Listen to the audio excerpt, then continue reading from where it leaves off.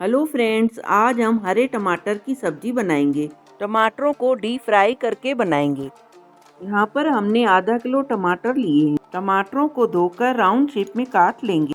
कढ़ाई में ऑयल गरम करने रख देंगे। ऑयल गरम होने पर टमाटर कटे हुए डालते जाएंगे।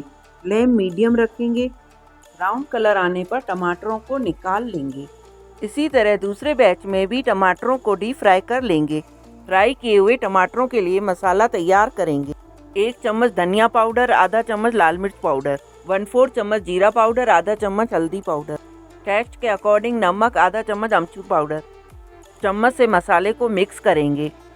अब कढ़ाई में 1 छोटा चम्मच ऑयल डालेंगे। फ्राई किए हुए टमाटर डालेंगे।